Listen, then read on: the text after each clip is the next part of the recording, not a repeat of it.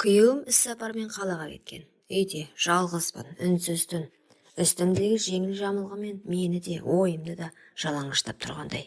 Тәнім соңы не боларын білсе де, біреудің ыстық құшағын аңсап тұрғанын сездім. Кенет есік сықыр етті. Кешір, терезең ашық тұр екен, жел кіріп кетер дедің бе? Деді бір таныс дауыс. Қайным. Иә, ауылдан келіп ағасының үйінде қонып жүреді. Мен тек көрпені жаба салайын дегенмін. Қолындағы көрпе тіземнен сырғып жоғары көтерілді. Сол сәтте ар ұят та тән де үнсіз қалды. Көрпе бойымды түгел жапты, бірақ иісі. Иә, сол иіс менің ішкі жан дүниемді қозғалтты. Ол иіс еркектің иісі еді. Күйеуімде жоқ бір ерекше иіс, тым жақыннан сезілді. Қатты тоңып кеткен шығарсың, деді ол, жай ғана. Дауысы жұмсақ еді, бірақ ішіндегі отты мен ғана сезіп тұрдым. Мен үндемедім. Ол тіземнің үстіне қолын қойды. Қолының салмағы емес, жылуы ішіме сеніп кеткендей. Шынымен де, сен жалғызсың. Мен көзімді жұмдым. Қолы жамылғының астына баяу сырғып кіріп кетті. Тілім үнсіз, тәнім оянған. Тек жүрек дүрсілімен тыныстың ауырлағаны естілді.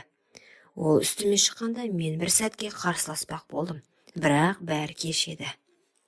Ар ұят сол сәтте бір бұрышқа тығылып қалған, ал тән үнсіз келісті. Таң атты, жастық сәл дымқыл, тер ме әлде көз жасы ма білмеймін. Жанымда ешкім жоқ, тек көрпе астында бөтен иістің ізі қалған. Күйеуімнің иісі емес, нағыз еркектің иісі. Кінәлі сезінбе, әлде аңсау ма, анықтай алмай жаттым. Кешегі түн ішімдегі жабық құлыпты ашып жіберді. Мен өзімді қор сезінген жоқпын. Қайта тұтас әйелге айналғандай едім. Мойындағым келмейді, бірақ тәнім кешегі түнді қайта аңсап тұр. Жүрегім емес, тәнім сөйлеп кетті.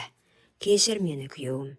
Сенде осы үнсіздік, осы от болмаған секілді. Кенет есік ашылды. Ас үй жақтан қайнымның даусы естілді. Шәй дайын, ұйықтап қалған жоқсың ба? Мен үндемедім, себебі даусынан бұрын оның иісі кіріп келіп жатқандай болды. Шәй үстінде үнсіздік үстем болды. Ол көзіме тура қарамады. Мен де. Бірақ арасындағы от сезіліп тұрды. Көйлегімнің ішінен өзімді бөтен, бірақ ерекше сезініп отырдым. Тәнім басқа біреудің ізін ұмытқысы келмейді. Түн тыныш өтті ме, деді ол ақырын. Даусындағы салмақ. Кеше мені құшақтаған қолың дауысы секілді шықты. Жаман емес, дедім, қысқа ғана. Қасық пен кесенің дыбысы ғана естіліп тұр. Ал ішімде құмарлық оты қайта тұтанып келе жатты. Ол орнымнан тұрып қасымнан өтіп бара жатып иығыма жеңіл тиіп кетті. Сол ғана еді, мен бүкіл жан дүниемді қайта оятты. Ол менің тәнім емес, жанымның ең әлсіз тұсына тиіп кеткендей сезіп тұрдым. Кешегі түн кездейсоқ емес еді, ал бүгін тәнім тағы да соны қалап тұр. Ар ұятта әлсіз екен, себебі екеуі де үнсіз. Сол күні күйеуім хабарласты. Ертең таңертең ғана қайтамын. Үнінде сағыныш жоқ, жай бір күнделікті дауыс. Ал менің ішімде дауыл. Кеше мені алғаш рет толық әйел сездірген адам дәл қазір төргі бөлмеде отыр. Кеш үй тыныш, жарықты өшіріп өз бөлмеме кеттім. Төсекте жатсам да ойым басқа бөлмеде. Әр тынысым оны аңсау.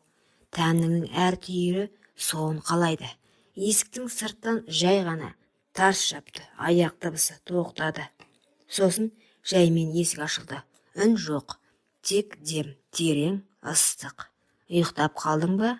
Жоқ, дедім сыбырлап. Ол жақындады. Жамылғаны көтеріп иығыма тиді. Сол сәтте ішімдегі барлық ар ұят, тыйым, ой, үнсіз күйге шегінді. Мен оны күттім. Тек тән емес, жанымда, әйелдігімде оны аңсады. Ол үстіме шықты, екеуміз де сөйлемедік. Себебі тіл емес, құмарлық сөйлеп тұрды. Түн ұзаққа созылды. Әр жанасу кешегі емес, бүгінгі одан да батыл, одан да керемет өтті. Одан да аш көз еді.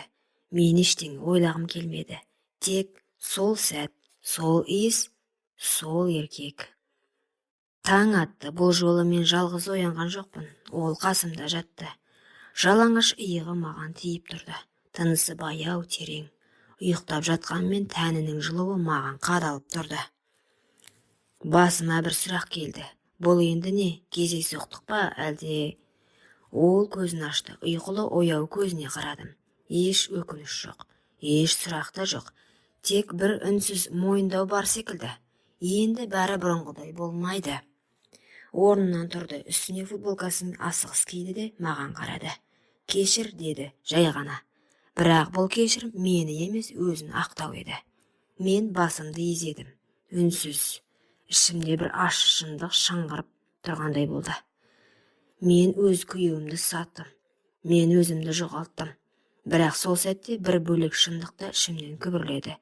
Сен алғаш рет өзіңді әйел сезіндің. Күйеуім үйге таңертең келді. Әдеттегідей жымиып кірді. Құшақтап сүйді. Бірақ мен сол сәтте оның иісінен бөтен иісті іздеп кеттім. Қайным дастархан басында үнсіз отырды. Бұрынғыдай емес. Екеуміз де көз түйістірмедік. Бірақ ішімізде бір-бірінің барлық сырын біліп отырғандай сезілді. Күйеуім күліп сөйлеп отыр. Мен күліп отырмын.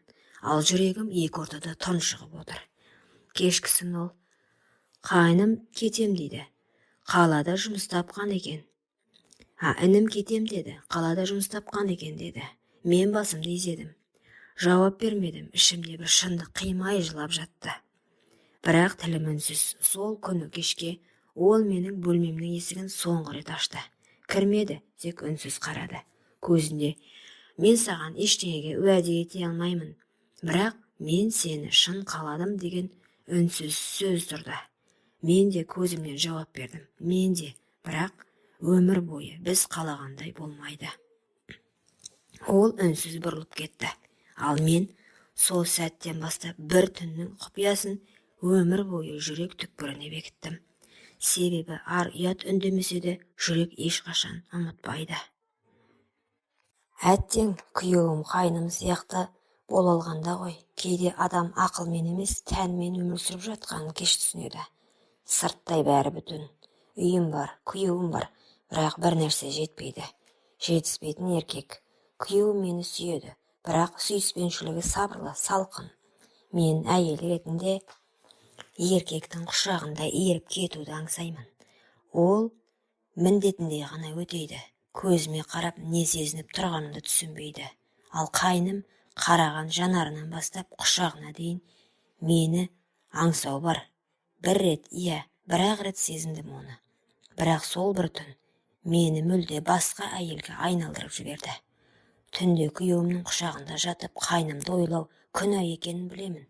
Бірақ ой тоқтамайды. Тәнім оның жанасуын, демінің ыстығын, сенімді еркектің аңсайды. Мен ажыраса алмаймын, күйеуімді қимаймын. Ол менің өткенім. Бірақ қайным менің әйелдік болмысымды оятқан тыйымды қалауларым. Екеуінің ортасында тұрып қалдым. Арым мен аңсарымның арпалысында үнсіз ғана өртеніп келемін. Құрметті оқырман, өмірден алынған шынайы оқиғаларды тыңдағыңыз келсе, менің арнама тіркеліп